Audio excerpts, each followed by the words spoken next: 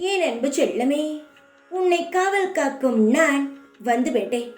என்னை சாதாரணமாக ஆள் என்று நினைத்து விடாதே. உன்னை கண்ணும் கருத்துமாக உன் வீடு, உன் குடும்பம், உன்னை அனைவரையும் காவல் காத்து கொண்டே இருக்கிறேன்.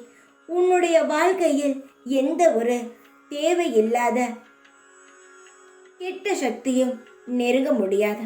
உன் மனதிற்குள் ஏதேதோ யோசனைகள் ஓடிக்கொண்டே இருக்கிறது. நமக்கு கெட்டது நடந்து விடுமா, இல்லை இப்படி ஆகிவிடுமோ அப்படி ஆகிவிடுமோ என்ற கெட்ட எண்ணங்கள் மட்டுமே உன் மனதில் சுற்றிக்கொண்டே இருக்கிறது. இந்த நான் இருக்கும் பொழுது உனக்கு எப்படி கெட்டது நடக்க விடுவேன்? உனக்கு நான் எப்படி மற்றவர்கள் துரோகம் செய்ய விடுவேன்? எப்பொழுதுமே நான் உன்னை என்னுடைய இதயத்தில் வைத்து காவல் காத்து கொண்டிருக்கிறேன். என்னுடைய தங்கமே, நீங்கள் என்னை வணங்கினாலும் சரி, வணங்காவிட்டாலும் சரி, என்னுடைய பொறுப்பு காவல் காப்பது. அதுவும் என்னுடைய இதயத்தில் யார் நல்லவர்கள் யார் கெட்டவர்கள் என்பது எனக்கு நன்றாகவே தெரியும். அவர்கள் என்னை வணங்கினாலும் சரி, வணங்காவிட்டாலும் சரி, நான் அவர்களை காவல் காப்பேன். எந்த ரூபத்தில் வேண்டுமானாலும் வருவேன், எந்த இடத்தில் வேண்டுமானாலும் உன்னை காப்பாற்றுவேன். எதை நினைத்தும் கவலைப்படாதே. உனக்கு எதுவும் ஆகிவிடாது. உன் வாழ்க்கைக்கும் எந்த ஒரு தீங்கும் வந்து விடாது. மறுபடி நான் உன்னிடம் வந்து சொல்லிக்கொண்டேதான் இருக்கிறேன். ஆனால் நீ ஒரு முறை கூட என்னை மதித்து கேட்பதாக தெரியவில்லை. இன்னும் அலட்சியமாக இருக்கிறாய் வாழ்க்கையில். வாழ்க்கை என்றால் சாதாரணம் என்று நினைத்தாயா? நீ பட்ட அவமானத்தை எல்லாம் மறந்து விட்டாயா? உன்னை எத்தனை பேர்கள் அவமானப்படுத்தி நீ எப்படி வாழப்போகிறாய் என்று பார்த்து விடுவோம் என்றெல்லாம் சொன்னார்கள். ஆனால் அதையெல்லாம் மறந்துவிட்டு ஓரிடத்திலேயே அமர்ந்து இருக்கிறாயே. இதற்கென்ன காரணம்? அவர்கள் பேசியதும் அவர்கள் நடத்திய விதமும் உன்னால் தாங்க முடியவில்லை. சரிதானே என்னுடைய தங்கமே? மற்றவர்கள் பேசியதையும் நடத்தியதையும் வைத்து அமர்ந்து விட்டால் அவர்களிடம் நீ எப்படி போய் ஜெயித்து காட்டுவாய்?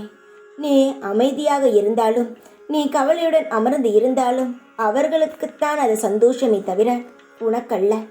நீ எவ்வளவுதான் தோற்றாலும், எவ்வளவுதான் வாழ்க்கையில் தரை மட்டத்திற்கு நீ சென்றாலும், உன் வாழ்க்கையில் நீ முன்னேற வேண்டும் என்று நீ செய்யும் விஷயமானது நிச்சயமாக உனக்கான ஒரு நல்ல பலனை தரும்.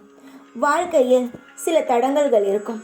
சில நேரங்களில் வாழ்க்கையில் எல்லாம் சரியாகிவிடும் என்று தோன்றும். அதே சில நேரங்களில் எல்லாம் ஏன் இப்படி நடக்கிறது, நான் எப்படித்தான் தலை நிமிர்ந்து வாழ்வேன் என்றெல்லாம் தோன்றும். ஆனால் இதையும் காதில் வாங்காமல் மனதில் கஷ்டமும் இருக்கும். ஆனால் அதையும் வெளியில் காட்டிக்கொள்ளாமல் உன்னுடைய உழைப்பில் மட்டும் நீ தொடர்ந்து முயற்சியை செய்து கொண்டே இரு. சில நாட்களில் உனக்கு அது வெறுத்து கூட போகலாம். ஆனால் மனதால் தைரியமாக இருக்க வேண்டும்.